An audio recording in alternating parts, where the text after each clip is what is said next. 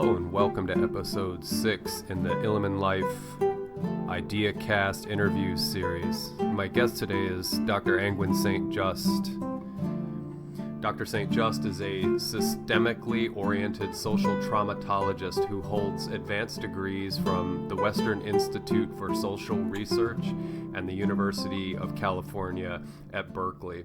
She is also a cultural historian, psychotherapist, and somatic educator who specializes in developing multimodal, cross-cultural methods based upon easily transmitted concepts for trauma education and recovery.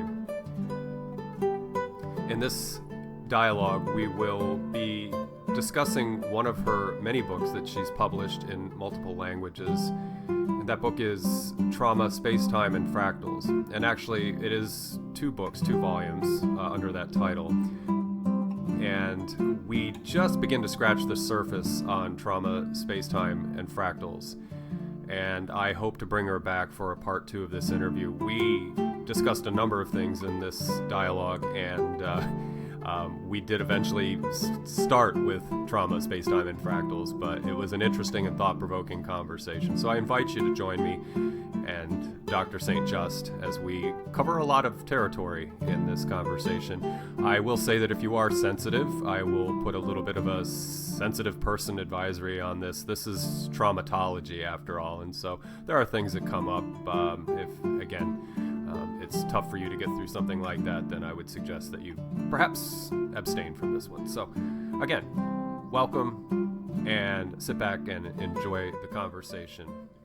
And I'd like to welcome Dr. Anngwyn St. Just to the Illumin Life IdeaCast interview series. And we are going to have what is going to be a conversation that takes a hard look at humanity and our history and what we've gone through, and it will be an interesting conversation. And I invite you to come along with us and explore some ideas about the parts of our nature that need to be looked at and explored. So Dr. Anngwyn St. Just, thank you so much for joining me on the IdeaCast today.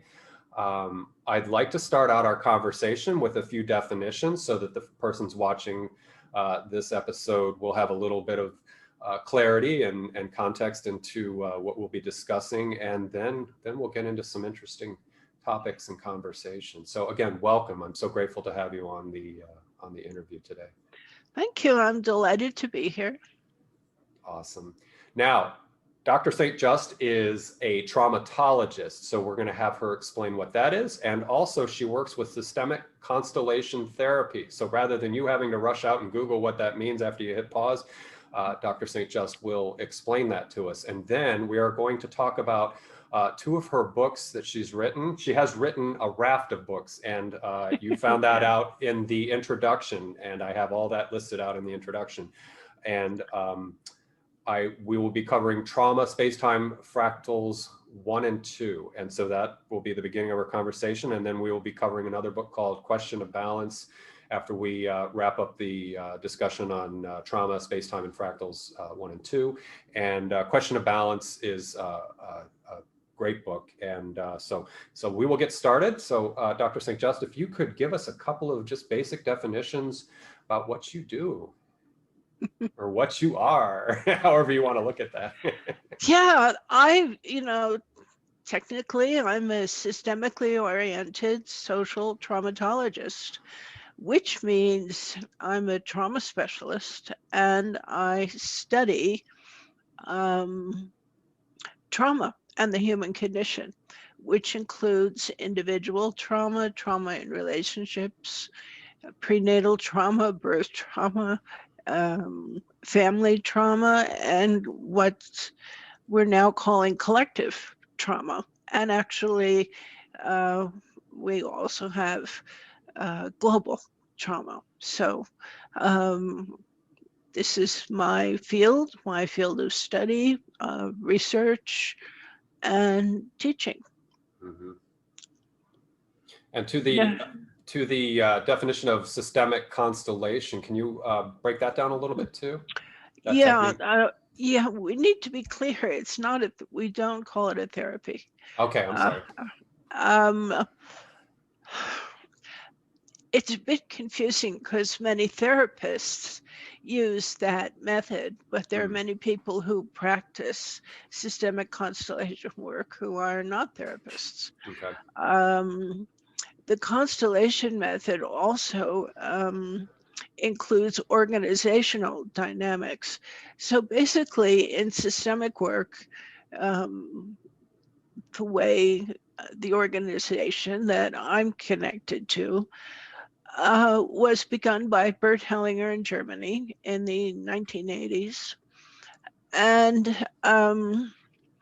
he he began some rather radical experiments in interactional dynamics and seeing human relationships within systems. Mhm. So rather than working with a person as an individual only, he would see that person in relationship to the systems to which they belong, which would be a relationship, family, tribe, clan, race, religion, uh, culture, and so on. So basically, he was always seeing issues within a larger context. Okay. Um, and the work has evolved a lot since the 1980s. Bert Hellinger passed last year. He was well into his 90s. And the work went through many evolutions.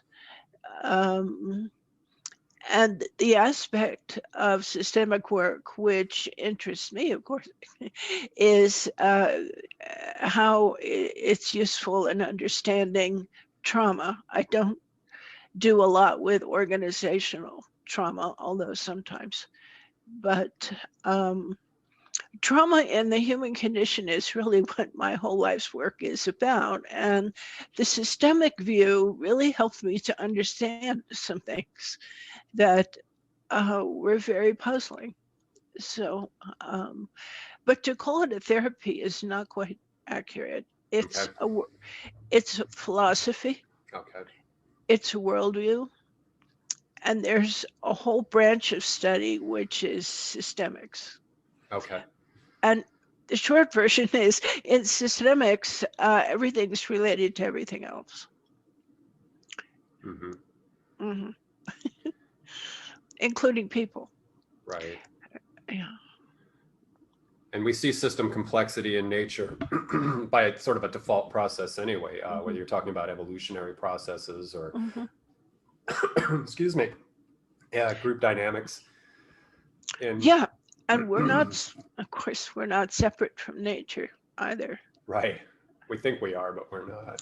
Mm-mm. That's Yeah, an illusion. No, no. absolutely, absolutely. Um, so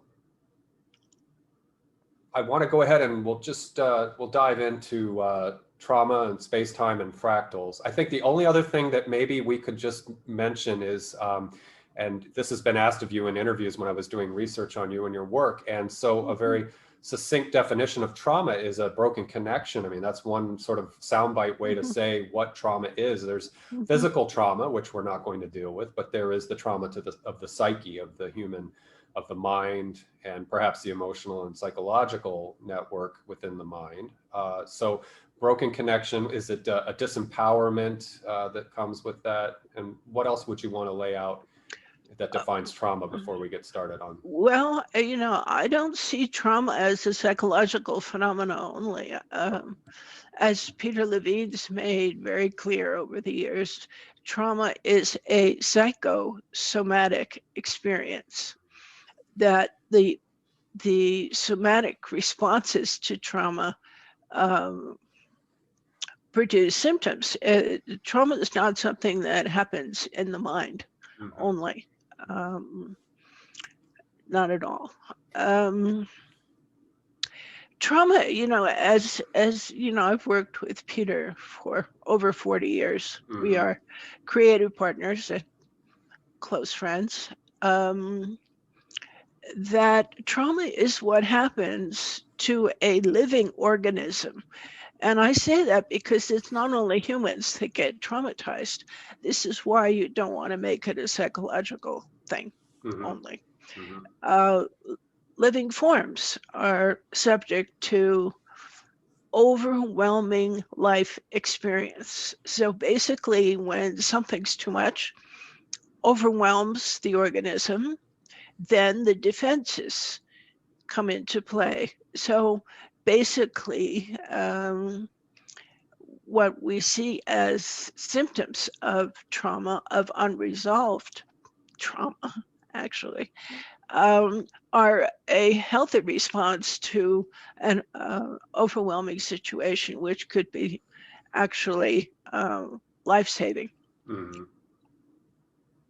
So the fact that someone has an overwhelming life experience doesn't mean they're going to have trauma, because the human organism and most life forms are very resilient and very resourceful. So the question, that Peter and I were concerned with, still are, why are some people traumatized by an event and others not? And the reality is, it's not the event that causes the trauma. Events don't cause trauma. Trauma is what happens with our response to the event. And some people respond successfully and others less successfully. So the fact that someone has a shock doesn't mean they're going to be traumatized for a long period of time after that. Trauma is not a life sentence.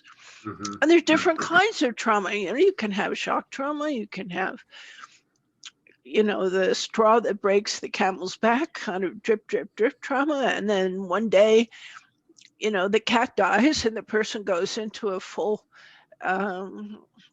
traumatic reaction. You say, well, that couldn't have, there's something wrong here. This person is overreacting. No, they're not. This was the tipping point. That was the one thing that was too much. And insurance companies don't understand this, because people can have like a simple bender fender accident and have a full-blown traumatic reaction. And the company says, no, that's not possible. But it is possible, because the fender bender could have been just one thing too much. One thing too much. And then the organism begins to disorganize and show symptoms. Trauma is very complex, and it doesn't look like one thing, and it can look a lot like depression. It can look a lot like hypochondria. It can look a lot like chronic fatigue, and so on. So and, I have to say that the important systems in our culture are not trauma-informed. So they tend to traumatize and re-traumatize people. And in that, I'm talking about the medical system, the educational system, the judicial system. These systems are not trauma-informed.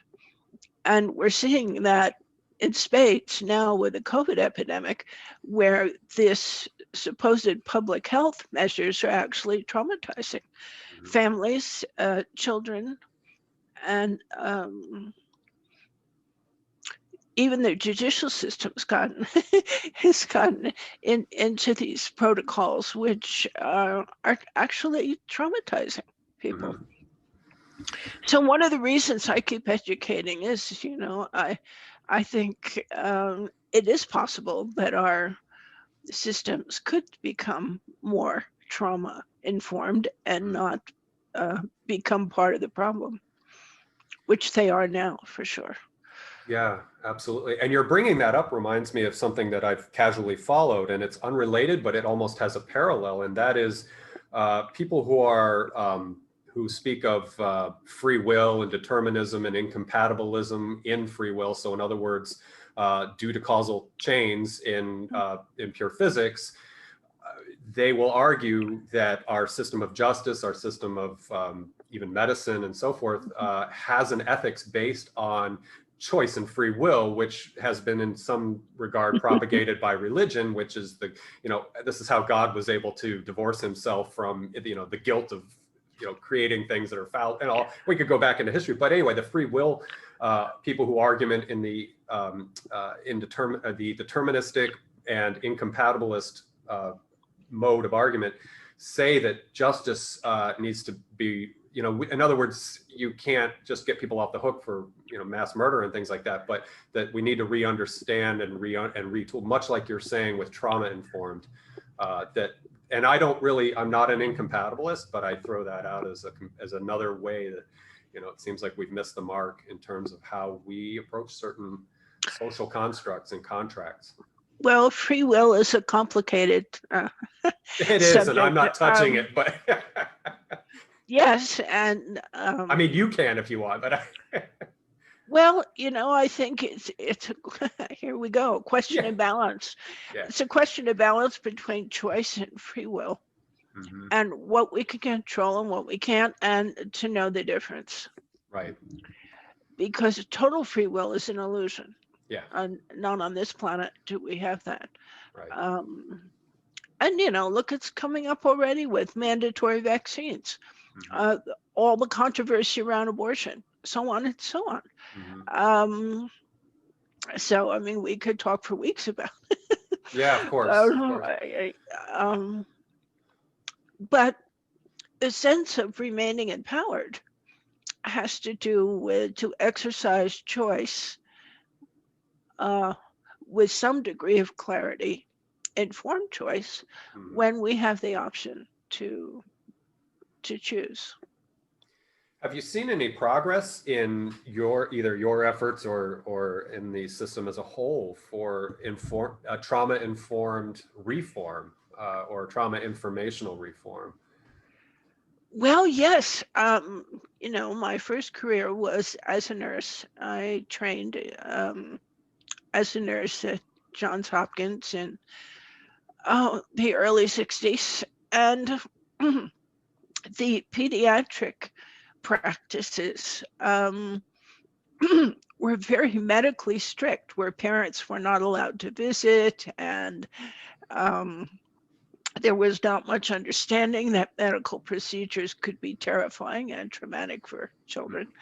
Also, the obstetrical practices, birthing, making it an entirely medical emergency, and fathers were not allowed in the birthing room, and all this sort of thing, really evolved into, a wider understanding of how the medical system and practices could be more humane, where people have more options and people have more choice. Unfortunately, with the COVID restrictions, we've lost some ground there.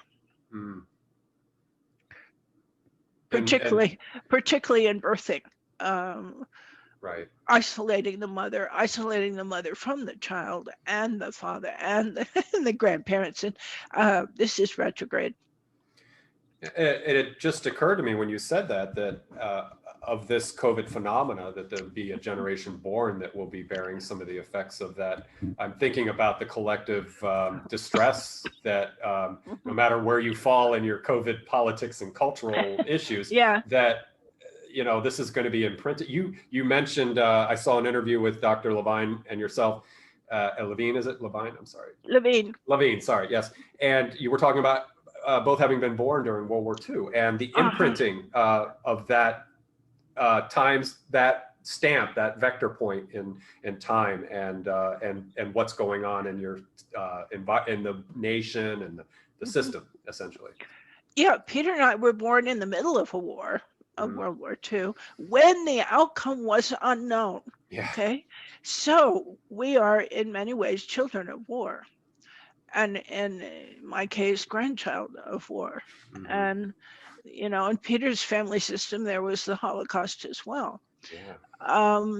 And I was talking with Jeffrey Mishloff in our interview, and Jeffrey was born after the war.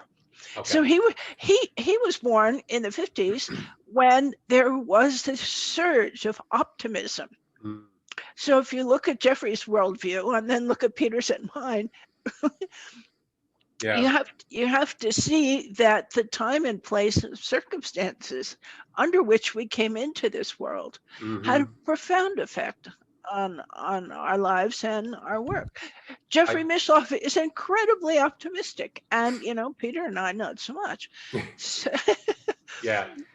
Yeah, and I get that because I was born in 1969 to a Vietnam vet, oh and boy. and I live near Washington D.C. Oh, I was born outside of Washington D.C. So I can relate to that because as a child, and I lean into empathic sort of states or whatever, I felt a very strong attraction to that war, and not in a good way. Not like I dress Uh-huh. up like Rambo, but just. And I'm old enough to remember when the C-130s were pulling coffins out of the back end, Mm-hmm. and Mm-hmm. so I saw some of that. And you recited a story about how you saw a warplane flying around your home, and your mother saying that was Uncle Bert or somebody, Uncle Jack. Uncle Jack flying off to the war. And so, yeah, there's this imprinting that it goes on. Mm-hmm. But for my entire life, if I go to the Vietnam War Mm-hmm. Memorial, if I around my father or any Vietnam vet, I just have this empathic reaction, and it's Yes, you are a child at war. And Bert Hellinger said very clear, war joins the family. mm, That, if you look at your family system and the dynamics within that system, you can't really understand that separate from the war. mm-hmm. You can't. And like you said, you were a grandchild, and both my paternal and maternal grandfathers were in the war. One was an engineer, but the other Uh-huh. one used to dismember SS soldiers as part of the military intelligence. There And you so, go. and he was, that's certainly not Geneva Convention, but I like to tell that story. That's like, this guy didn't retire after the war. He took it out on his three daughters, and one of them was my mother. And Mhm. she has major stuff from being raised by that psychotic guy that Well, did bad things during the war. And it's like, geez. yeah, it's, So, it's at some point we have to grow up and realize that it's not only the enemy that does bad things. oh my God, yeah. It was an interesting story, and you're a traumatologist, so you can handle this, and hopefully the viewers don't get triggered or anything. But he had a full-blooded Comanche Indian. So my grandfather was the good cop. He'd come in and ask questions and say, and the Germans knew the American West history. They knew what was going on when the settlers got, caught where they were defenseless. And he said, I've got so-and-so in this next room. You can give me some information or he's going to come in. And literally the guy would just, fillet these because they're not going to talk. So they held true to their word. And the Comanche guy was crazy because he would, on off duty, he'd go behind the lines and just go kill white people because it was, for him, it was Yeah, cathartic or therapeutic. And yeah. I'd love to know what his retirement years were like after having. Well, you can imagine if he lived that long. And basically, war is a field of insanity. Mm-hmm. So trying to make sense of his behavior apart from his lineage, Mm-hmm. which is genocide, Yeah. right? Yeah. So why would we expect that he would behave any differently? I don't hold Eh, any judgment against him. I mean, I could say, wasn't good at, but no, I understand what he did. And I understand that on his days off, he would go out and do things that we probably would want to know, but I well, get it.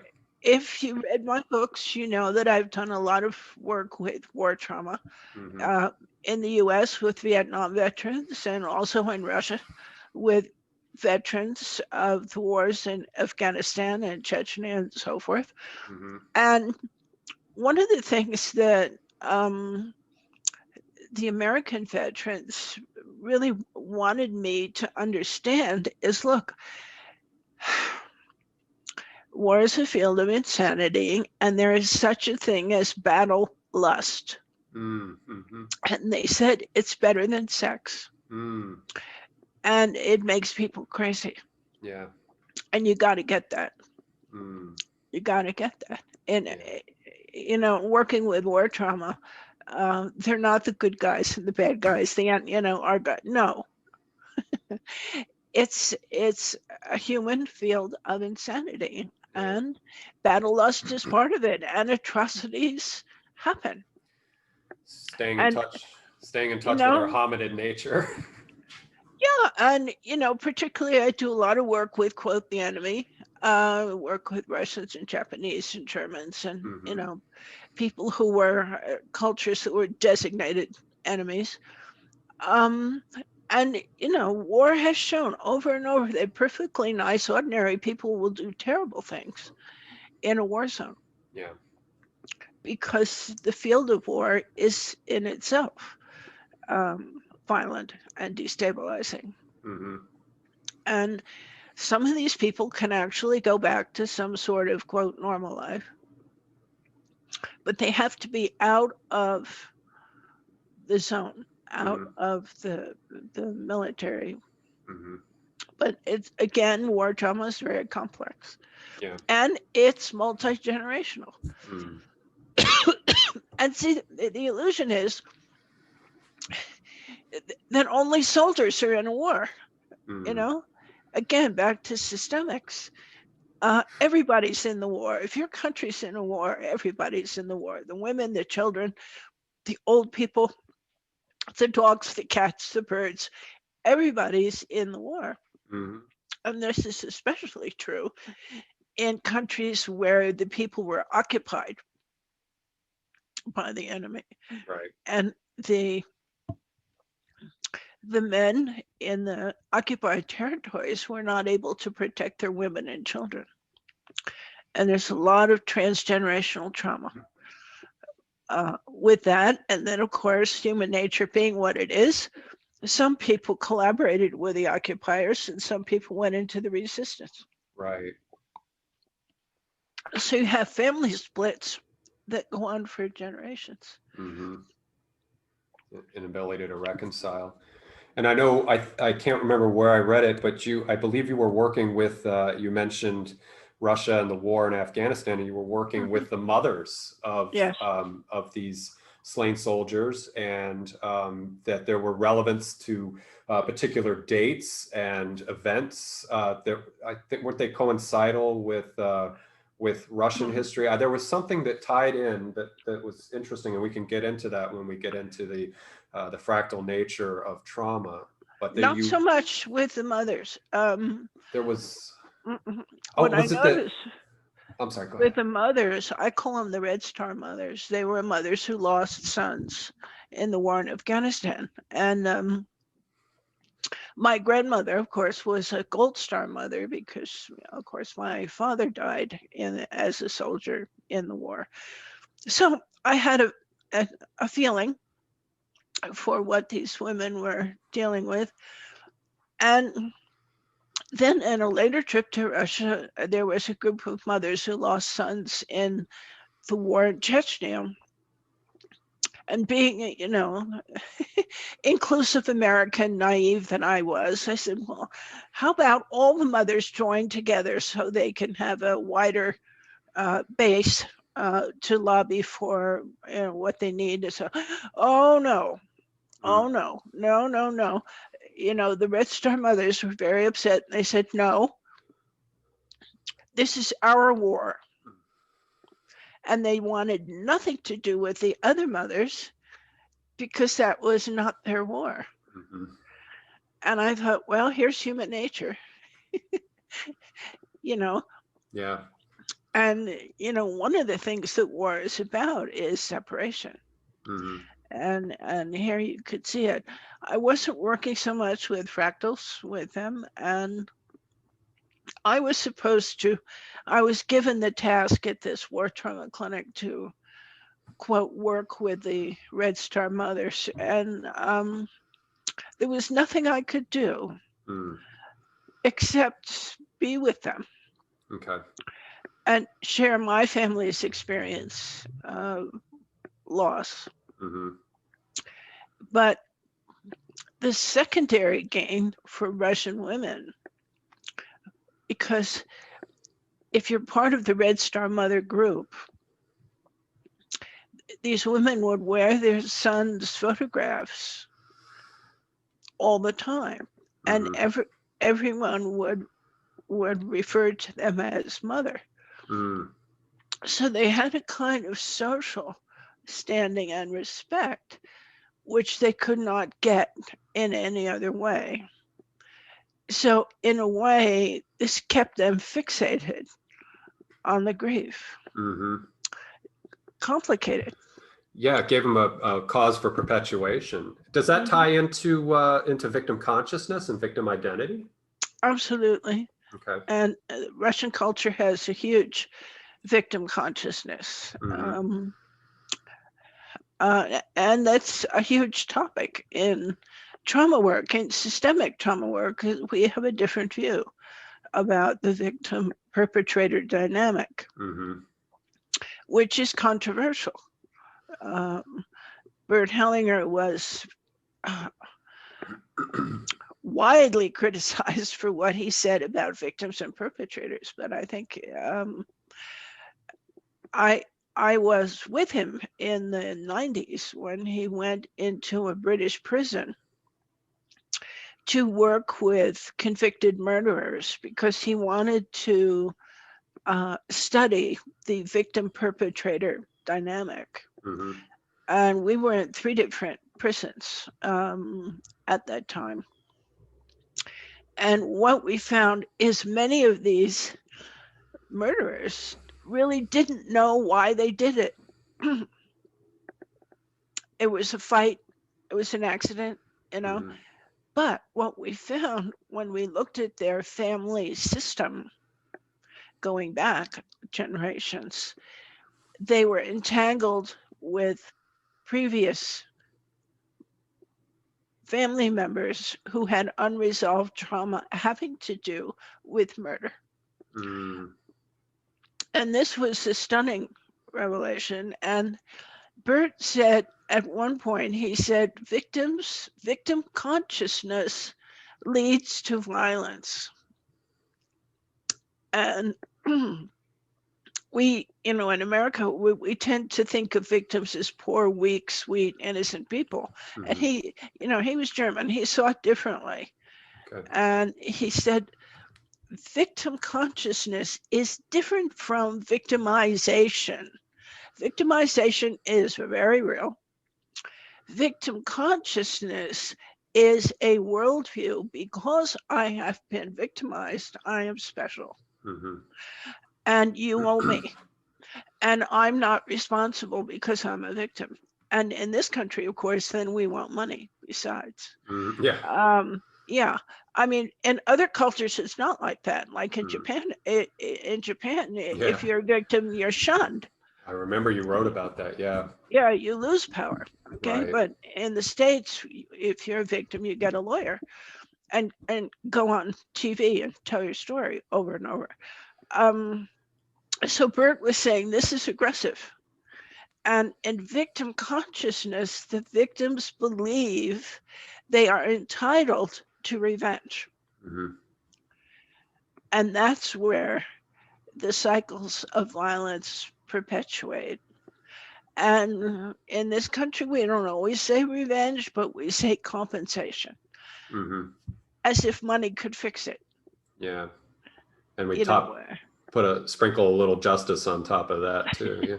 Yeah. So this is controversial, but I think it's important to understand that victim consciousness is not the same as victimization. And he said, just because somebody is a victim doesn't mean they're innocent. He said, on this planet, we are none of us innocent, which I thought was an interesting viewpoint. Especially when you consider circumstances, like you said, you could take a perfectly ordinary person and put them in a war environment, and the things change, and that out of character takes place. And it strikes me that victim consciousness is a sort of dark sort of meaning making. It gives you your raison d'etre, your reason to carry on, and that sort of, I don't know enough to say that, to talk about it, but it just strikes me as having a dark meaning-making kind of capacity. And there are many novels about survivors and descendants who decide to take revenge. And Ronald Glasser, MD, I knew him when we were at Johns Hopkins. He wrote a book called 365 Days, which is about his tour in Vietnam. I think you'd find it very interesting. And he talked about what happened to these ordinary guys who got drafted. And he was part of the doctor's draft. So he found himself in Vietnam, and he wrote about character mostly. It's a wonderful book, 365 Days. Yeah, I'll check that out, because that's, again, that's woven into my narrative. You know, having a father that I know for about 10 years after the war, he wasn't good. You know, he was in the dark place because of what went on over there. So Yes. So I got to witness that, and so yeah, but he's good now, so he's moved on. Well, shall we move into trauma, space-time, fractals, and let's cover that, because we're in a flow right now, and I don't want too much time to burn. Although we had talked before we went on the record that we will this will likely turn into 2 sessions. So, but I do want to make sure that we cover that, because I want to unpack and get into what fractal means in this sense, and what these nonlinear iterative processes look like, so that people can work with that. And then again, we'll get as far as we can, because gosh knows I got a whole bunch of things I'd love to talk to you about. So let's talk about trauma and space-time fractals. And I'll go ahead and let you set that up. I could talk about it, but I think you'd be, and I'll start by saying that you just lay out an essay of sort of an historical essay, because you are a historian, of events that have occurred both domestically in the United States as well as elsewhere. And then you point to the nonlinearity of it, to the sort of and I referenced the Mandelbrot before we went live. And so the Mandelbrot, if people are familiar with that, is this infinite iterative process that repeats itself. So that'll be my little bit of a setup, and we'll let you go into it. Okay, well, you know, this is where the universe has a sense of humor. What I'm best known for is my work with fractal dynamics in human systems. And the reality of my life is, you know, I have been dyslexic all my life with numbers. So, you know, mathematics was agony for me, because it was required in, you know, different courses of study. So I avoided mathematics as every possible way to no math, you know, math. I can't even do arithmetic, and you know, but somehow in geometry I could see pattern. And later in organic chemistry, I was fascinated with the valences and so forth, but I didn't connect it to anything. So I found myself in a medical family practice clinic in Boulder, Colorado. And Peter and I were invited to be the in-house trauma specialists for the practice. And this was something really new in the community. They were going to have trauma specialists in a family practice. So the local doctors got very excited by this, and they sent us every patient they didn't know what to do with. So who are these patients that the doctors really wanted to refer? And these were usually chronic pain patients. So I arrived at the clinic and I got this stack of charts. These are your patients. So one night, after the clinic closed, I just sat there and I went through these charts. And what I found is these people, for the most part, were having chronic pain from accidents, mostly automobile accidents. Not entirely, but mostly. And some of these people, Justin, had 10, 15, 20 automobile accidents. I thought, oh, what's going on here? So I thought, of course, now I was still thinking in a linear way. So I thought, okay, obviously what's going on is these people all have substance abuse issues. They're driving impaired, and the alcohol, and so I went through all the charts, and not one had this. And I thought, oh, there goes that. so I did what I do, which is, I'm more or less a bubble bath theorist. So I went home to the bubble bath, and the answer was right there. It was right in my face, and I didn't see it.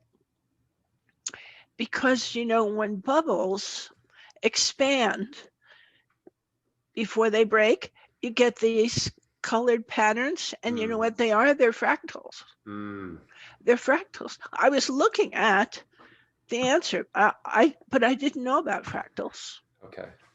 And fractals really only came into general consciousness in the 80s and then early 90s. Right. And the answer to my question is, why are these traumas repeating, was where I would never look, which was in mathematics.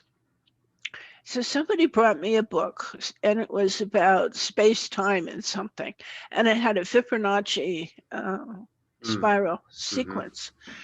And visually, I knew this is what I'm seeing clinically. And I found out that pattern is called a fractal. Okay. So then I thought, I need to know about fractals.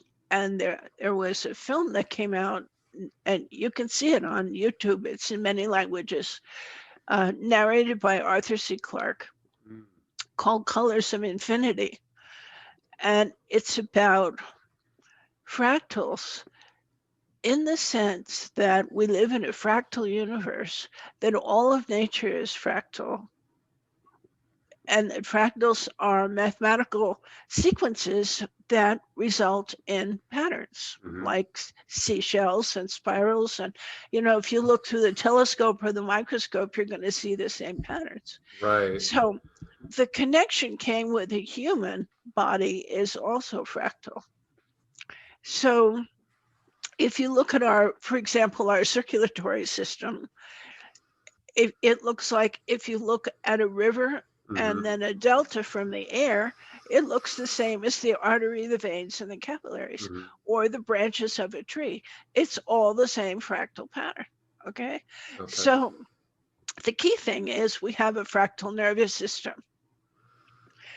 And we have the axons and the dendrites. Dendra, again, dendra is Latin for tree. Okay.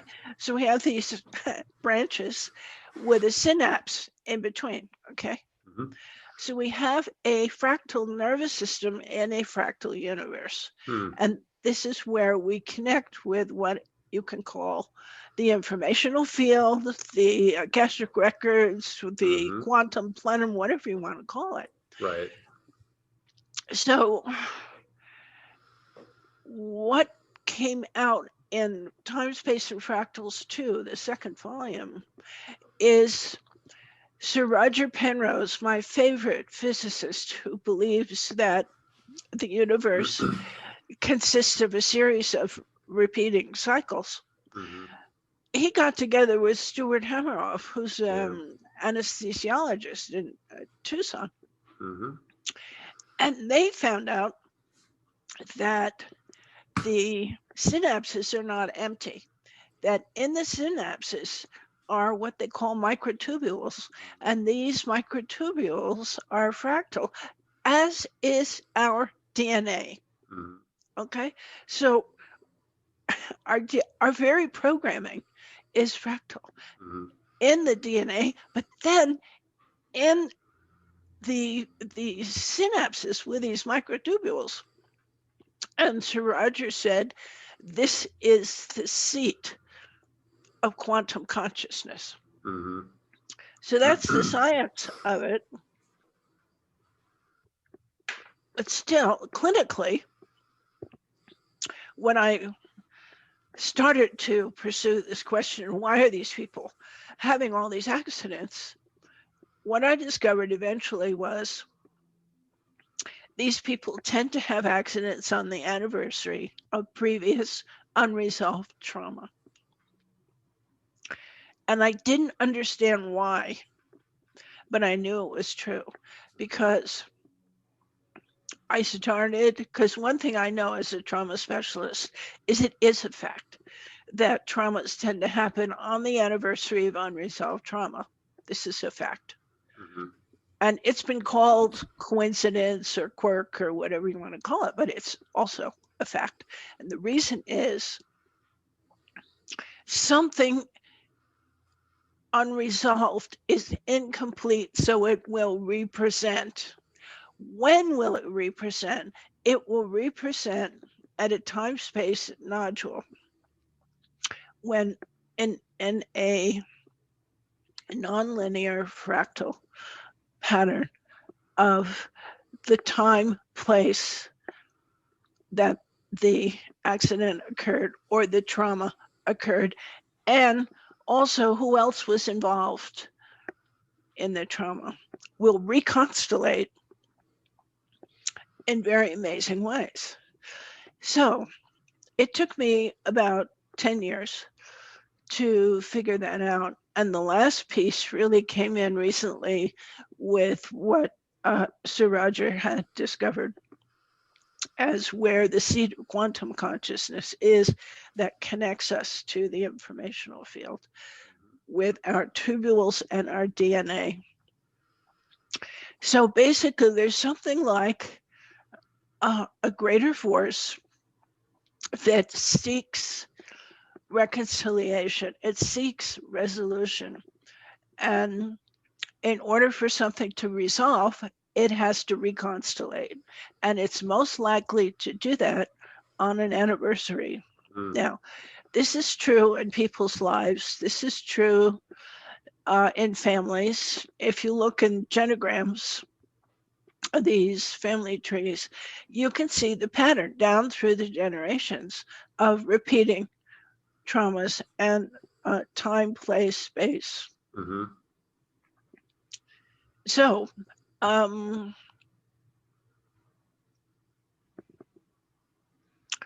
the question that many people ask is, how do these fractals get started? Some of them are multi-generational, and the ancient Greeks knew about this. In the stories of the Trojan War, they saw the generational trauma and the unresolved issues with one generation that went down through subsequent generations. These are the ancient Greeks. Okay. Yeah. And then Shakespeare knew. And also recently, Edgar Allan Poe, Fall of the House of Usher, is classic transgenerational fractal of unresolved cruelties in that system. Mm-hmm. So all traumas don't repeat. What repeats is the unresolved trauma. Okay. So that's how the fractal gets started, is something very important is unresolved. The way to stop the fractal is to find out what needs to be resolved and what you can do to bring about resolution. And systemic trauma work is one of the ways to do that. Okay. And then, sometimes people say, well, is there such a thing as a positive fractal? And there's no need for a positive fractal. But if we had to address that, I would say a positive fractal would be something like luck. Serendipitous occasions. Uh-huh. Yeah. And some people have it. We used to call it the luck of the Irish. Some people have incredibly lucky lives, so you could say it's a positive fractal, but the fractals I know the most about are not positive. But I do know that they can resolve, for sure. And it almost, to go into sort of an ontological perspective, if you talk about an, oops, I'm sorry, I'm blurry here, an informational field that seeks to resolve and not to ascribe intentionality to that field, but that if good flow is happening, good things are happening, positive experience is happening, that is not an incoherence or a dysfunction. As you pointed out, this is a resolution seeking itself through the actors. So I could almost support what you're saying again in a long-winded way by saying that there's no need for that fractal pattern to occur in what is, I'll borrow from Taoism, what is a flow of what that informational field is, the architecture of that field and its purity or whatever. It's a fact, Justin, that the shamans and the medicine people have always known this. And that was considered by Western thinkers as superstitious nonsense. Right. But with the help of some plant medicine, it has become increasingly clear that everything's connected to everything else. And should it be a surprise that in the last few years, that the psychedelic renaissance is raging right now? Most of it's good, and some of it, I don't know, is hypey, but there's, there are things happening in that regard that may have some therapeutic value, hopefully, on a collective level. I don't know. Well, maybe. Again, it's a question of balance, because what we have is a global agenda with the boot coming down that's all about separation on many, many, many levels. On the other side, the plant medicine practices are on the increase, and that's all about connection. Yeah. Okay. So we have both going on right now, the separation agenda and then the information coming in from the plant world, the plant teachers, that you can talk separation all you want, but the underlying reality is we're all connected. And we could, I was just going to say, we could probably postulate that the people who perpetuate that divisiveness and separation, it's not sustainable. And well, there's a huge price to be paid for that sustainability. And so whereas it's kind of analogous to what we were just saying, there's a more flowy process to what can be done with plant medicine as an example, but in seeking resolution and seeking the understanding of our unitary nature, of what should be our unitary nature. Well, from where I sit right now, I think the best option is strength in numbers. That we do not agree to life negative agendas, and we do not participate in life negative agendas. Easier said than done. Yeah, I like to think the only power we really have is how we spend our money anymore, and if that even.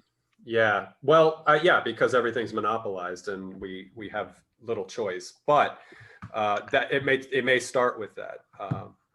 I don't know.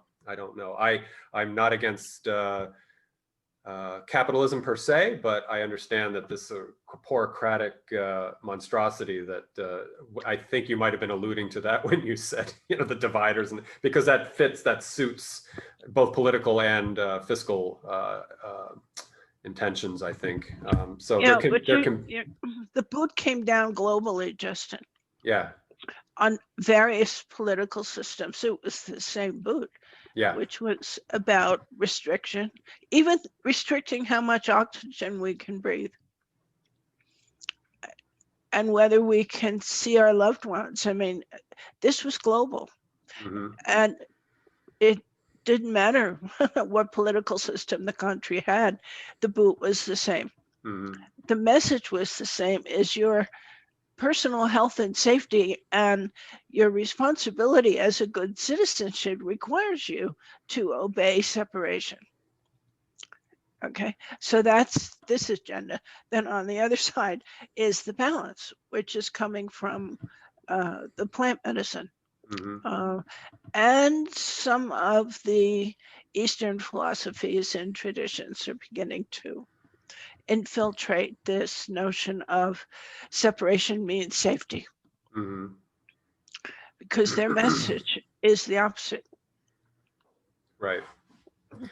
Yeah, and again, that's what I was pointing to, in the sense that you know, in this duality, micro-capitalism, ethical capitalism, you know, just a rewriting of systems, because the unsustainability that I point to is all contingent on, you know, global capital, corporatocracy, you know, these large megalithic structures that, you know, at the risk of sounding conspiratorial, that's where power and influence comes from, is from a megalithic corporate structure, you know, or at least And one facet of it.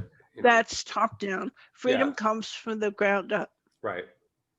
Right. Balance. Yeah, and that happened in the 60s with the psychedelic revolution then. And people were crying bullshit on Vietnam, and they were crying bullshit on a lot of things from there. I mean, it's happening, you know, you talk about repeatable patterns, it's happening with the millennials now. They're not buying into a lot of this, and you know, and I support that. And they're also creative enough and curious enough to, again, explore alternatives, ideas that don't fall into the boot, you know, the wearer of the boot, you know, what comes of it, I don't know, but at least it's encouraging that there is some resistance to that kind of monolithic structure. The 60s was really fascinating because, you know, the boot was on segregation, separation, right? The official was separation, and people were saying, wait a minute, we're all human here, and we don't like this, and we don't want to have a war with these other people that we are not mad at. And along came, and this is the somatic piece that many people don't see, but along came Elvis Presley, Elvis the Pelvis. And he was so disruptive that, you know, we had these little black and white TV screens, and, you know, every Sunday we would watch, you know, Ed Sullivan, and he would only film Elvis from the waist up, right? Because Elvis the Pelvis was activating the first and second chakras, and along that came Chubby Checker, remember, with a twist. Oh yeah. And then we had the hula hoop. All these gyrations. Activating first and second chakra. Okay. Yeah. Along with Elvis really loved black music and the drums. And then, you know, when this all started to get stirred up, along come the Beatles with their long hair. Oh yeah. And they had these kind of sing-song chants that took us back almost to the playground. Oh, na, na, na, na, you know, that melodies, sort of thing. These little melodies, And they brought psychedelics and Eastern. Right. Now, put that together with the first and second chakra, and what you're going to have is revolution. It didn't last, but it happened. Well, and I think it altered some trajectory. Whether it lasted or not, I don't know. But I think there were things changed in the cultural normative. I think the way, in other words, excuse me, things that were taboo in 1958 to 62 are sung about in songs. There was a flap about some singer recently, and I read the lyrics, and I was like, oh my God, you know, this is what would have been sold in those newsstands under the counter, you know, the dirty books kind of stuff in the late 50s, early 60s, and there were laws against that, and you would go to jail. So, and I'm not saying that that's a progress or a step forward, but things were shattered, things were broken, and sexuality is one of those things. And even though we are in the throes of racial inequity still, that relatively speaking, compared to the 40s and the 50s and prior, things shifted in the 60s and the 70s to a degree. And then so they've oscillated back and forth, and you can make what you will of what's going on today. But so ultimately, I think whatever happened from 64 to 71 or 2 bore fruit. And I think it made the landscape, we had to navigate things where we are navigating things differently because of that. Or thinkers came out of that. People who dropped acid or, tuned in and turned on and all that. I wasn't a big Leary fan, but anyway, I use that as an example. Think differently and brought culture and art and science, forward with that new sensibility or that altered sensibility, I guess. So anyway, it wasn't quite a full-blown renaissance that had sticking power for generations to come, but I think things, from my humble assessment, I think things shifted. Well, in the 50s, women wore tight bras and girdles and stockings with garters, and we were, and then suddenly, women were running around with no bras and burning their bras, and in comes birth control. So there was a sexual revolution, first and second chakra again. That was very powerful. And then, of course, the AIDS epidemic put a damper on a lot of that, which was a different kind of collective trauma. Oh, absolutely. I was coming of pubescent age. I was a mid-teens teenager, from the early 80s. I came in right, my maturation came in right as the horror of AIDS. So it's like, that was really profound for people in their early to mid-teens to come of that age of curiosity and desire with that weight or that cloud hanging. I can remember that to this day. Yeah. And your generation, you guys were adults and you were, fully active and your generation. And so that had to have been equally upsetting and traumatic to realize that that's now part of the practice and the conversation and the thinking that goes, or lack of thinking that goes into that engagement in sexuality, etc.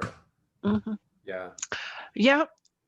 Wonderful book by Randy Schultz called "And the Band Played On" is about the AIDS epidemic. It's a wonderful book.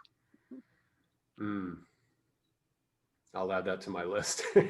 And, as a traumatologist, I can tell you that epidemics are among what Hellinger called the greater forces that are catalysts for social change. And if you think about the Black Plague, for example, it took out 3/5 of the European population, put an end to the feudal culture, and that whole thing broke down. And out of that, we got the Renaissance. So epidemics, there are many of these greater forces that bring about change. War is one of them, for sure. And immigration, emigration, political unrest, economic collapse, natural disasters, all of these things shape family systems for generations. And, this COVID epidemic is certainly not the first epidemic that's brought about a great deal of social change. I think what's different about this one is that it is global and that we have more information because we are connected globally. But, there was in the medieval times, 1348, when the Black Plague came, there wasn't one Black Plague, there was a cycle of them. That basically came from, guess where? Talk about fractal. Where the Black Plague started? Wuhan, China. Oh, really? Oh, really? How about that? And it came with these little fleas who were riding on the rats, who came with the Silk Route west to the Mediterranean, and then they got on ships. And, quarantine, that means 40. The ships were held offshore for 40 days to make sure there was no plague on board. But guess what? Rats can swim. Mm. Hmm. So that was your vector. Yeah. And this happened. There were cycles and cycles and cycles until the old world feudal order of Europe was basically wiped out. Uh-huh. Now, was there, and I'm totally ignorant about the Black Plague, well, partially ignorant. What broke the cycle? Was it immunity? Was there eventually a surviving population that had resistance, or did they just stop importing things because there was nobody left to buy stuff from No, the importation? no. Back to nature, Justin. Um, these fleas only liked a certain kind of brown rat. Mm. And when the brown rats became extinct, they didn't like the black rats. And so that was the end of the carriers of the plague bacillus. It was nothing anybody did to stop the plague. It was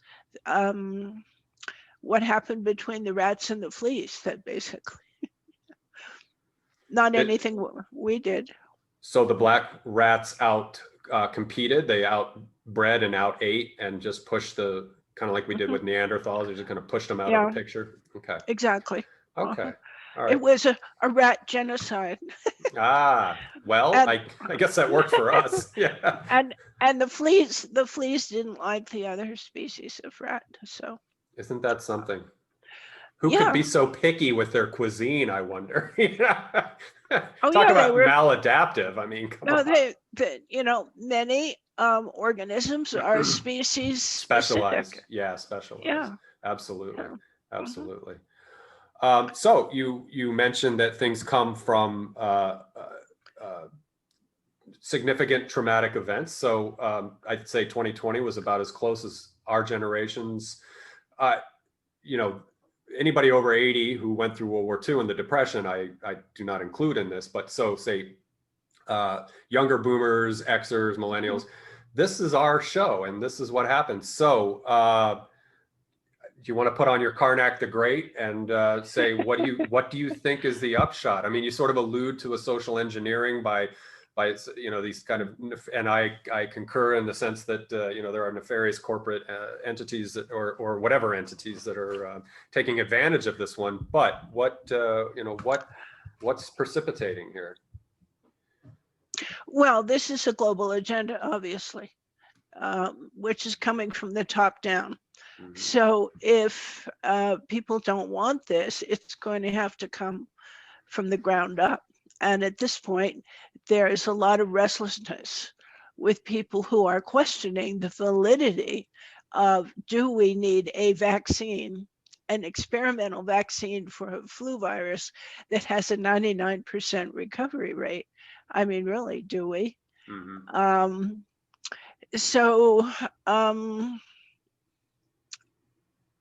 It's always been true that the controllers have used fear to govern the population. And the mainstream media is part of that agenda. However, there's an alternative media that's saying, wait a minute, it's not the virus you need to be afraid of. This is not about a virus. This is about something else. So how this is going to go, I don't know. What the ultimate outcome of these experimental vaccines, I don't know. It could be an absolute unmitigated disaster, or it could be that the whole COVID virus thing sort of fades into the background. Though I doubt that, because they keep talking about mutants and new strains and we need more vaccines, and I don't know. Again, we have opposing forces. Mm-hmm. The more the official COVID narrative unravels, the more heavy the fear porn is coming down at us, and more people are popping up like popcorn, waking up saying, wait a minute, the emperor has no clothes. So I think we're in a fascinating time to be here. I don't know how it's going to go. Mm-hmm.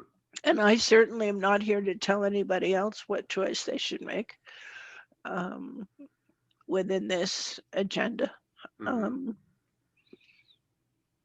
Yeah, I mean, I'll stay agnostic to that because it's fascinating theater to me, but I don't have an opinion about what COVID is or what it means in terms of the way you just described it. As far as I agree that there are people taking advantage of, and to what degree it's all real or unreal, I don't know. I'll stay agnostic, but I agree that there are people taking advantage of vulnerability through fear. I mean, that's how you control people is through fear.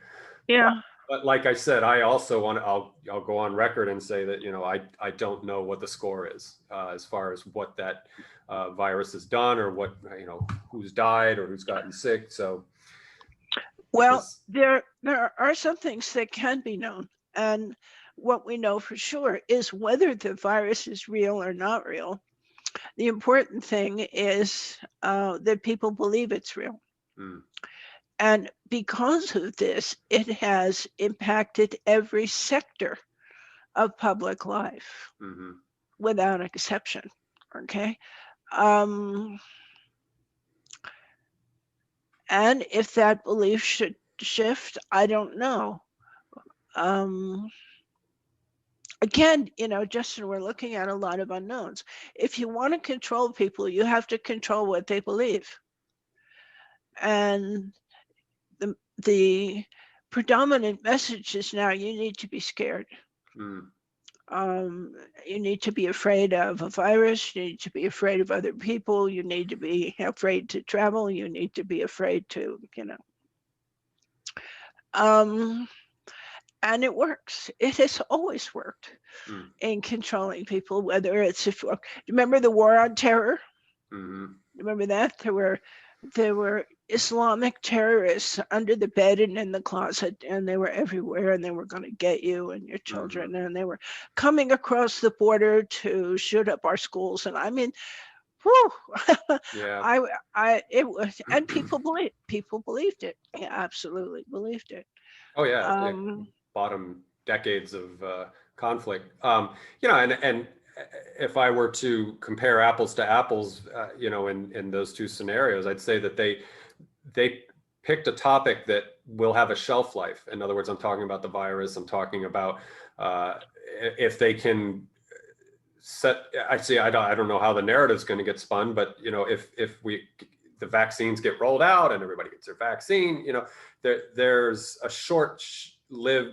a half-life to this story that won't be nearly as enduring as what you were just describing with 9/11. That bought a couple of wars, that bought, huge increase in defense spending and the largest federal government ever created and all these kind of things. And so again, I'm a skeptic by nature. And so I inquire as to, if there are things being done under that umbrella of, the virus and the pandemic, there's not a long shelf life to that. They're going to have to come up with something else, I think, because I don't know. We're either going to get bored, or we're just going to give up, or we'll get the herd immunity and off you go. I don't know. If you study history, under the Third Reich, the Nazis were able to convince the German people that the Jews were disease carriers, as well as the Untermenschen, the disabled, the insane, the gypsies, the eugenic narrative. Yeah, and that all of these people were dangerous to good, healthy German families, and they believed it. They believed it, and what they did is they put the diseased, right, into camps. Okay, so now it's looking like there is a movement to separate the vaccinated and the unvaccinated. And what are we going to do with the refuseniks? Okay, we're already talking about putting them in quarantine camps. Now, this has happened before. Okay, and people will be okay with that because these people are potentially endangering the rest of us. I think that's a very serious possibility. And I saw in the UK and one of the churches, as you go into the church with little signs that masks were required and social distancing. But on this side, the pews on one side of the church were for the vaccinated, and the pews on the other side of the church were for the unvaccinated. Okay, that's already becoming segregation again, like Well, whites only. You know, yeah, um, but I would I, ask again as a curious as somebody who likes inquiry, to what end? So sep- if I separation and control. right, but I'm trying to steel man out what you're saying. And so if we put people into unquarantined or unvaccinated camps, that's going to be a huge segment of the American population. So I'm I'm looking not at sure. I'm not sure. The Canadians are already doing it. I, I can't help but okay. Let's just break down the last election and who voted for whom. And so I would reckon just intuitively that if there were 70 some odd million people who voted for Donald Trump, that the majority of those people aren't going to play this game. They're not going to. They're going to. There's going to be a lot of breakdown in the social order. I think there will be a huge decay of civilization before anybody would dare, even set foot in these camps or subject themselves to being arrested and thrown in these. I'm not so sure Well, how because, would they suddenly, become complacent to that? I mean, you saw what well, they did with the election cycle we just went through. so many of my intelligent friends who are well informed about the dangers of COVID versus the vaccine are taking the vaccine Mhm. because they want to travel. Has this been done before historically, where you get immunized for, like, let's say in the 50s, you had to get a series of shots before you traveled overseas, or it was difficult Yeah. for the State Department to clear your Mhm. travel. There's a Jerry Lewis movie where he had to go get his shots, and I can't find this scene anywhere, but he's in the veterinary office because he had to get his shots to go overseas, and he's lined up with all these dogs. Mhm. And so I see what you're saying, but what I'm seeing play out, and knowing Americans and knowing working class Americans and knowing people who again voted for Donald Trump in the election, and that's the demographic that I'm seeing that you're suggesting will be ushered into these whatever you want to call them, quarantine facilities. That's not going to happen. These people are batshit crazy with firearms. And I I'm speak as somebody who owns a firearm. It's not a judgment or an indictment, but I'm are you not. really thinking through this? As far as like Of course, all of these course. crazy American Look, armed to the teeth resistors. what happened with the last election is half the country doesn't believe that Biden won the election. Okay, Right. already you have division, a separation. Now, Trump was a nationalist, is a nationalist. Yep. So he does not like the New World Order. Okay. Mm-hmm. So he was resisting the COVID agenda. The Democrats supposedly won the election,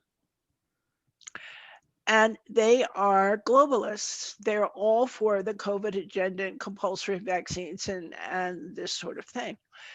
But this division still remains. Now, if you study history, American history, there is a precedent for having two presidents. Did you know that? Before the Civil War, we had Abraham Lincoln, and then we had Jefferson Davis. We had two presidents. And in a way, culturally, we have two presidents. We have people who do not believe that Biden is the legitimate president, that Trump is the and Right. again, we have separation.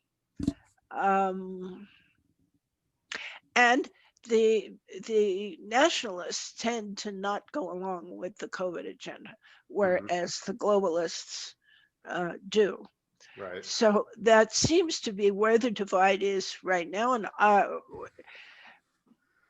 as you say, well, now they want gun control. So, people are a little bit nervous about that because they don't want to go to camps. So, Justin, we live in a fascinating turbulent time where there are so many potential timelines that can evolve from where we are exactly now. And I'm looking at the different possibilities. Yeah. Oh, yeah. And historically, refuseniks have been taken to camps and worse. Oh, This yeah. is definitely happened. Re-education camps. Yeah. It's happening in China right now. Mm-hmm. Definitely happened under the Soviets in the gulags. They had their re-education camps for and in Israel, they're talking about separating out the people who refuse the vaccine. So, I mean, there is a pattern for this in human behavior and also resistance to this in human behavior. So, my favorite science fiction writer is Philip K. Dick. And he, there was recently a television series called The Man in the High Castle. Did you see it? No, I don't watch TV, but it's a very little. BBC. It's a BBC series with British actors. And in this Philip K. Dick story, there are two timelines running. Okay. In the first timeline that we see, the Germans and the Japanese won the war. They're occupying the US. The Germans on the East Coast, the Japanese the West Coast, and the Rockies are it's the neutral zone. Okay. So everything's happening on this timeline, except there's another timeline where the Allies won and there was the atomic bomb that ended the war. So this whole series evolves with these characters who don't know they're on two parallel but different timelines. So if you think about potential futures and the past, where we had two presidents before, we could have two presidents. We probably do now.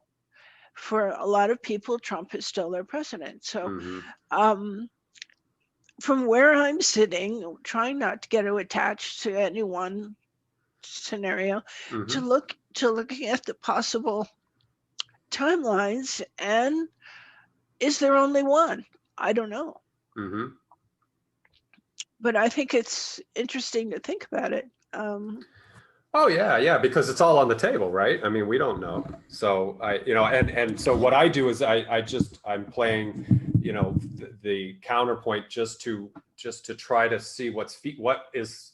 So as things collapse into that next moment of the present, what seems feasible. And like I said, I would certainly grant that this will have an implication on a divisive, like you said, a separate society, because if there are the resistors and then there are the people that don't have a problem going along with it, that there's going to be, how long will that last? How long will there be that rift and that division?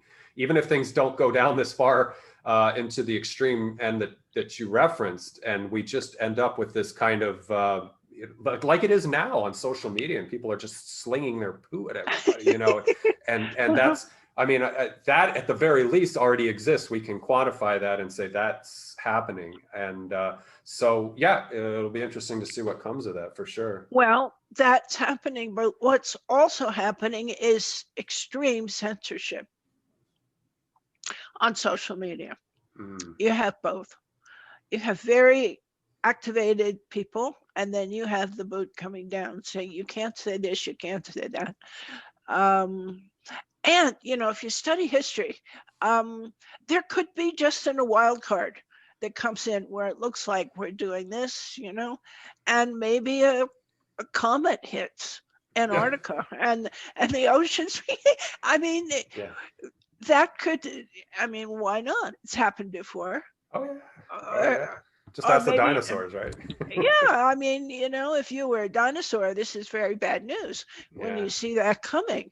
But they had to get out of the way to make room for the next order of mammals. Maybe something's going to come in and wipe us out so that the next order, I mean, who knows? Yeah. I'm I comfort myself. There's a philosopher that I follow, and I comfort myself by something he said that he's repeated, in that if the Western world blows itself all to hell, and everything, food insecurity, water insecurity, everything just does us in, that there are people in the Amazon rainforest and the savannas of Africa and in New Guinea and Micronesia. They're not going to miss us. They're not going to miss a beat. They'll just keep carrying on.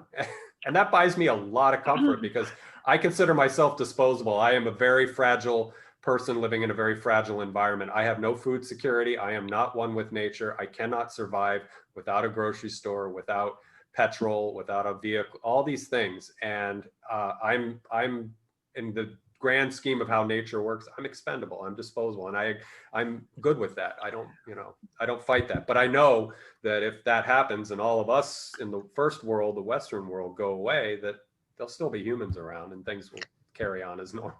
Or some version of us.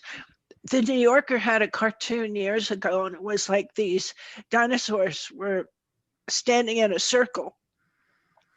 And the caption was, you could see the dinosaurs in the circle, and then there was this comet coming in, and the caption was, the Sierra Club of Dinosaurs is trying to decide what to do about the comet. And I thought, yeah, there it is. Yeah, right. I mean, really, get a little bit cosmic for a minute. What happened to Mars? Yeah, right. Okay, Mars was a water planet. It's not now. What happened? Yeah. Well, the core solidified. That was one strike against it for sure. That they don't have a molten core up there like we do. It was a water planet. It's not now a water planet. Something really catastrophic happened millions of years ago. I mean, right. So one of Stephen Hawking's last admonishments was that, if we don't clean up our act, we're going to be a lot like Venus pretty soon. Yeah, there are all these dire predictions, and there always have been throughout history. There have always been these people standing up saying, it's the end times, and we're doomed. And during the 50s, when I was in high school, we were all expecting a nuclear winter where we were going to be blown to smithereens. And it's something in our psyche that we remember that it could happen. Oh yeah. But I was hoping you wouldn't ask me what I think about these times, because it's just, there's so many unknowns. But I want your opinion, and whether people resonate with it or resist it, I don't care. I mean, we have to have conversations, right? And I think you were generous and transparent, and I want that. And I push back on it just to be the devil's advocate. And I have no clue. I don't know what's going on. That's why I said I'm agnostic. I will not form an opinion. And like I said, I'm so pragmatic that, again, I could die and it doesn't matter to me. I don't care. And I'm not a nihilist. It's just, if this whole thing gets blown to hell, okay, I'm good. I've lived a good life, and so I'm not attached to anything, including my own life, or the consequences of what vicious, nasty, totalitarian thing arises from anything. It's just life. It's just experience, and I may be too aloof for my own good, but I think that's my coping mechanism, is to just not care. I've come close to death. 10 years ago, I was a train wreck. I had a neurological disorder that was killing me. Parkinsonism, all kinds of cognitive problems. And I came back from it. And coming back from it, I could give a crap about anything. I could die after this interview and I'm good. Yeah. So maybe I'm too unattached to things, but and maybe that's not healthy. I don't know, but that's my attitude. I don't want to die painfully, mind you. I don't want to be tortured and set on fire, but No, whatever. Me neither, for sure. Well, in the trauma work, we talk about terrible knowledge, and I learned this from combat veterans who said, you know, there's such a thing as terrible knowledge, and the only way to get it is terrible. And when you have terrible knowledge, then you have credentials to be able to be in the presence of human suffering. And people who go into my line of work or into the kind of journalistic inquiry that you're into have terrible knowledge, or we wouldn't be here. Mm-hmm. Well, Um, that leads me, and I'll frame this in a general way, but I'm winking at you when I say this. It's like, how do traumatologists and people who deal with this stuff, how do you process it? And I'll start with a minor anecdote. I used to be a firefighter, and I would pull up to scenes where people's faces were pulled off and they're dismembered. And I would have conversations with people who didn't have faces, and I would not be affected by it because I had been initiated by seeing other horrific, I had people die in my hands. I had, the blood and the gore. And so I know firsthand kind of how you desensitized to it, but how, as a traumatologist, this is a question I wanted to ask. How does a traumatologist walk through life being exposed to what a trauma? So I'm not saying this to you directly, but however you wish to answer this, whatever feels good for you. But how do folks who do this kind of work process through the work? I would say those of us who work with what I'd call the darker aspects of the human condition learned early on how to compartmentalize. Okay. So we're very good at splitting. Okay. We can put it in this box or that box and carry on. I learned that very early on as a trauma nurse in inner city Baltimore. The problem with this, and this is serious, is that we become so good at compartmentalizing and splitting. This requires a certain amount of shutting down, closing down. So we don't get overwhelmed and we can continue to function. However, the price is if we forget that we did that, we stay in shutdown, we stay in compartments, we stay split. And then any kind of authentic intimacy is not possible. Because if to be intimate, Justin, you have to open up. To be intimate, you have to be vulnerable. Yeah. And we can't, because then it's all going to spill out. Okay. So if we're going to stay in a line of work or practice that deals with the darker aspects, we have to be able to compartmentalize in the moment and to process and integrate before we go on to the next challenge. Now, when I was in Russia, I was on a trauma response team with Russian doctors, and these guys would go from one horror scene to another. And they were not comfortable with normal, quote, normal people. They were not comfortable in normal life.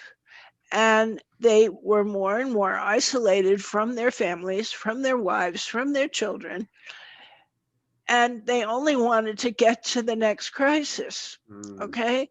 So what happens is you build a certain tolerance for crisis that isn't integrated, and you find that you're only comfortable in the company of people whose pain is greater than your own.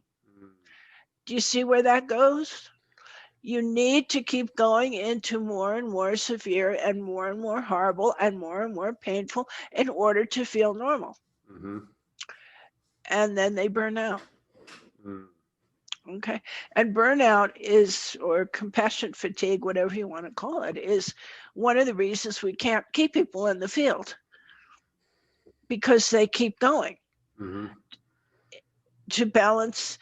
They only want to be with people who are in more pain than they are. And that's not hard to find in certain professions, particularly if you're doing war trauma.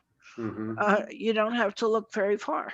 Yeah. Or if you're working with a series of natural disasters, you will find people who are in more pain than you are. It almost I was going to say, it almost sounds like what you might find in the policing community is that they have to stay together because you don't get it if you're a civilian or whatever you want to call it. You don't get it. And the firefighters and the first responders, they're a guild and they're in a trauma bond because they have to be to function.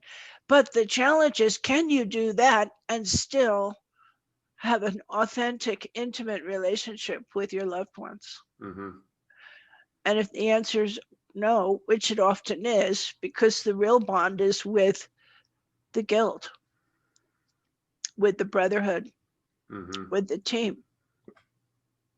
This is why it's hard for soldiers to come back into family life. Very hard, because they're in trauma bonds with the others, and with survival guild, they're in trauma bonds with the others who didn't survive. Right. So this is ongoing challenge. Absolutely. Well, Dr. St. We've just scratched the surface, and I managed to. We've got about an hour and a little over an hour and a half, and I do have to get onto another call. But I want to bring you back if you're good, if you're feeling comfortable. I'll talk to you off camera, and we'll see if maybe we can make an appointment for not too far down the road, because there's a lot of things I want to keep talking with you about, and I think that would be salient for people who are interested in this topic. And it's not a light topic. It's not fun. It's not something that has a good outcome. I want to explore the shadow and the light. I want to have authors come on who talk about really neat and fun and creative things. And I want to talk to folks like yourself who've stared into the shadow and bring back stories. And I want that to be part of the narrative, because I think if anybody is going to realistically transform their lives or seek whatever it is, a healing process, transcendent process, that you have to, as Jung said, you have to bring your shadow forward and integrate it into your consciousness, and you cannot avoid that. So maybe we could, if you want to say anything else before we, and again, the only reason I'm doing this is I've got about, and we can go a few more minutes, but I've got something coming up at the top of the hour that I can't skip or avoid. Yeah, I want to bring you back because, again, I want to talk about a question of balance. And that book, I believe, starts in a sort of global perspective or a group social dynamic, but it gets down into the individual too. And I think there's some stuff there that I would like to cover, because, again, part of my mission, what I want to do is help people do sense making, meaning making, ethical meaning making, and find resiliency, find a way to cultivate a sense of well-being that's authentic, that they can perhaps thrive in this world. I don't know. Well, in a question about, I spent about 10 years working with the Columbine massacre. We didn't even get to Columbine. 10 years on that. And I was in Colorado during that time. And I was sort of the therapist who Peter and I were working with, the therapists in Columbine who were not trauma informed. And they really got blindsided by that whole thing. School shootings are now not so shocking, but this one really shook the nation. It's a major collective trauma. Yeah, that one was the foundational event, I think, in terms of it's been repeated I don't know how many times, but yeah. So it was a template. Yeah, exactly. Yeah. Although there were up to 30 school shootings before Columbine. So it's an interesting question. Why did this one capture the national imagination where the others prior to that really didn't? So the whole Columbine saga is very complex, actually. And there are many, many fractals within that social tragedy. Yeah, and you speak to that in Fractals 1 and 2. And so perhaps that's where we can start if you're good with coming back. And we can, I really want to dig into that as well. And as on top of the other material that we can cover. So I will check in with you. I'm going to go ahead and stop record, but I want to thank anyone who's has been listening to this conversation with us. Again, this isn't sugar coated. This isn't anything that's fluffy or light. I like this, and it's an environment that needs to be explored. And so, Dr. St. Just, I appreciate you going on this journey with me in this hour and a half and having this conversation, because, like I said, I think in order to do work, you have to explore everything. And we live in an age of spiritual bypassing and toxic positivity. And one of my missions in life is to say a little of that's fun, but it's not healthy, and it doesn't do anything for you per se. In fact, it's counterproductive. And so these kind of things where we can look into the shadow, I think are essential. Yeah. I think it's time to do some deep dives. Amen. Amen. Well, shall we leave it on that note? And I will say goodbye to you after I stop the record of this conversation, and maybe we'll plan on something for the future for ourselves. And there's always more trauma. Yeah, that's true. Yeah, this could be a series, right? Yeah, absolutely. A series within a series, right? Yeah, there's always, you just open the newspaper or whatever, and we can kibitz on that, right? That's right. Never run out of material. Well, as I said to you before we hit record, I have a kind of an Irish sense of humor, and so or an Irish sensibility in a sense, and a lot of cultures have that same sensibility. I just brand it to what I know, and it's part of that resiliency that sometimes you just gotta take it, as the Irish would with a shot of Jameson's or something. Yeah, just take it as you can and keep going. It's been an honor to have you on this part one, hopefully, of this conversation. I'm grateful to you for coming on. And like I said, I want to unpack a whole bunch more and talk about some other things. So we'll talk about that off camera or off record in the age of Zoom. So, and thank you to everyone who was with us in this conversation. Hope you learned from it and benefited from it. So, all right, Dr. St. Just, thank you again. And I'm going to stop record, and we can say goodbye offline.